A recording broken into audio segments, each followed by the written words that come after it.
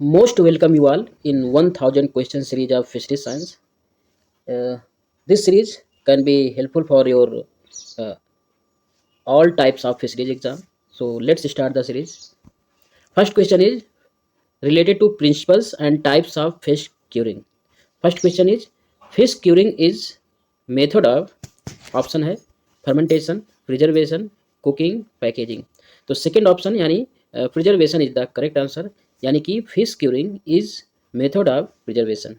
Next question is the main principle of curing is option है increasing moisture, B है removing water by osmosis, C है adding flavor, D है freezing. यानी कि second option है removing water by osmosis. The main principle of curing most important प्रश्न है.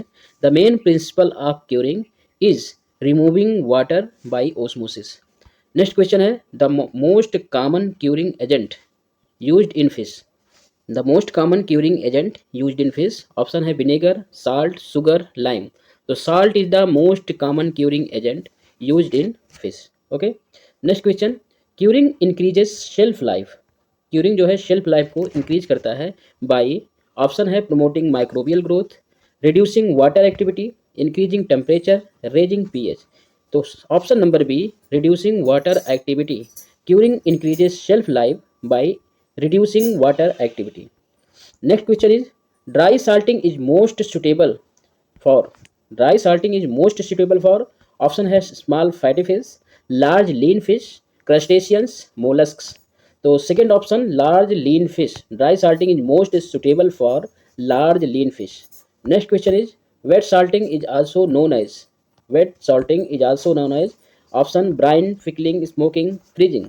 Wet salting is also known as brining. Okay. Next question is the salt concentration for effective curing is generally option है 2 to 5%, 15 to 25%, 50 to 60% या 70%. तो option number B यानी कि 15 to 25% salt concentration for effective curing. कितना percent? 15 to 25%. Next question is the main aim of curing is. The main aim of curing is to option है improve colour, enhance shelf life, reduce fat, improve taste only.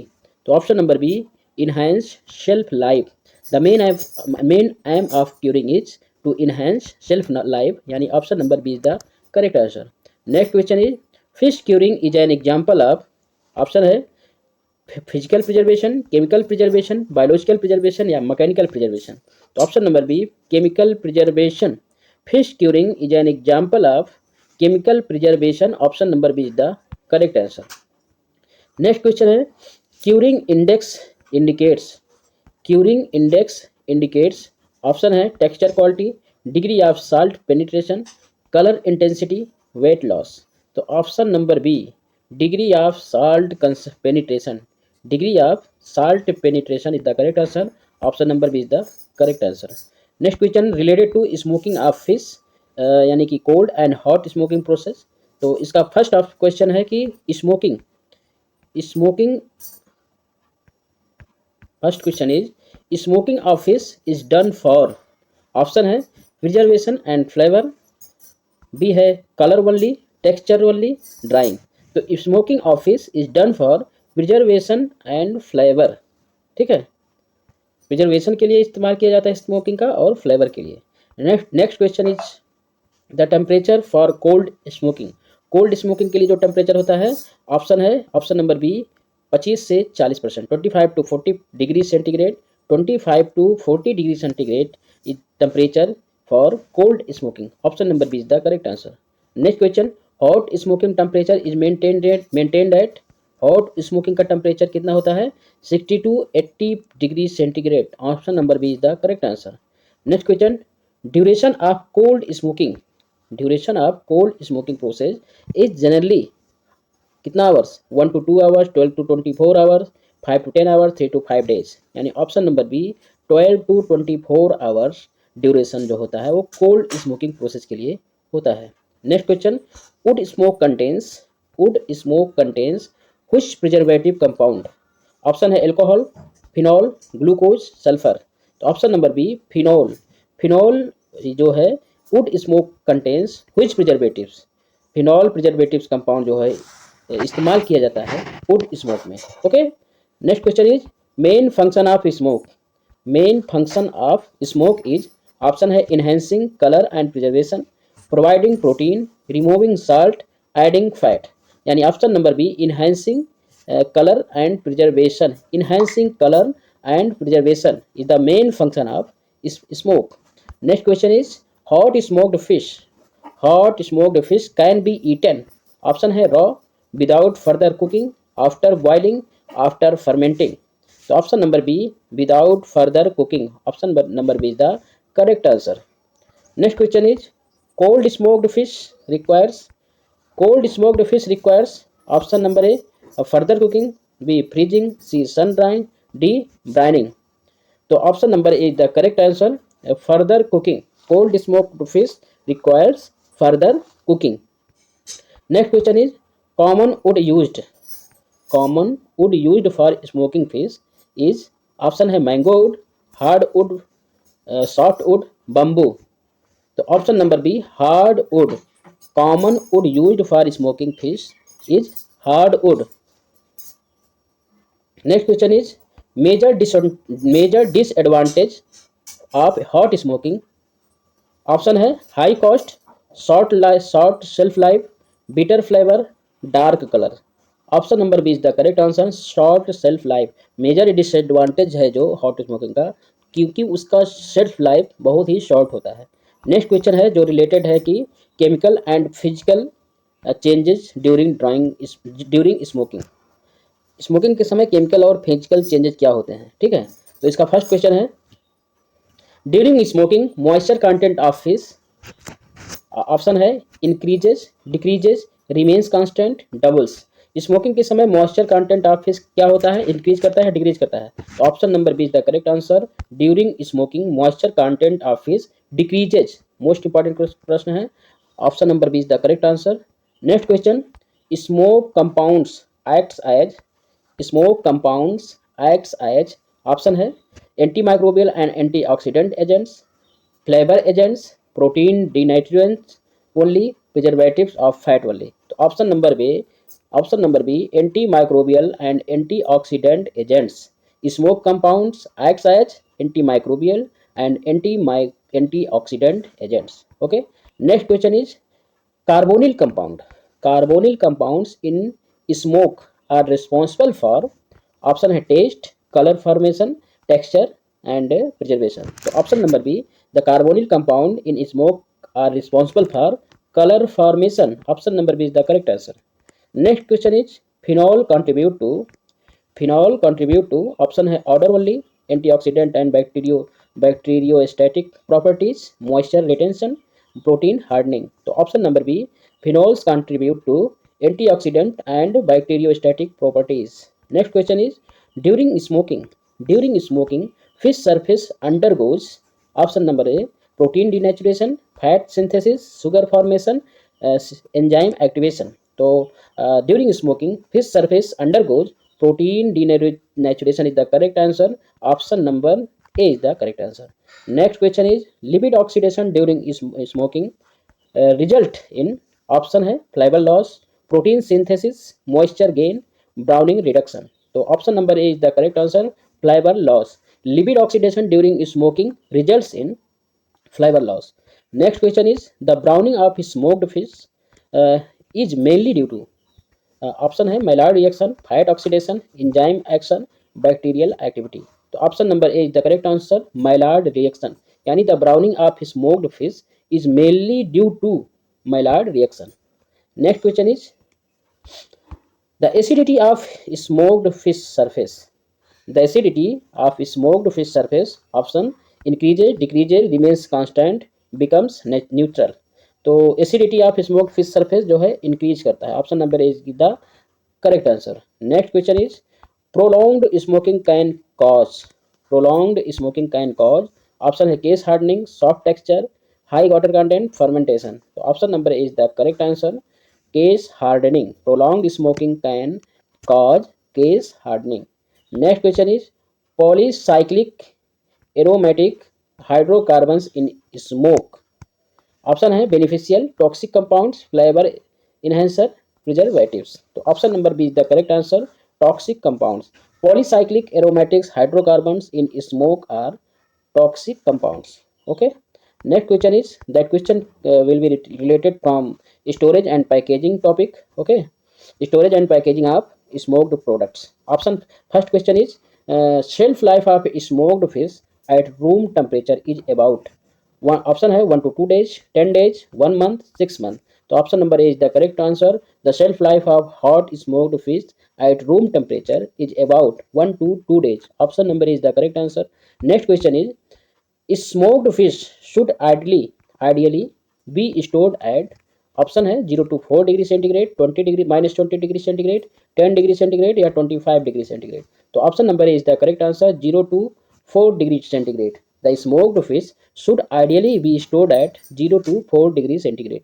Next question is vacuum packaging of smoked fish. Vacuum packaging of smoked fish helps in option है preventing oxidation, increasing moisture, adding flavor, softening texture.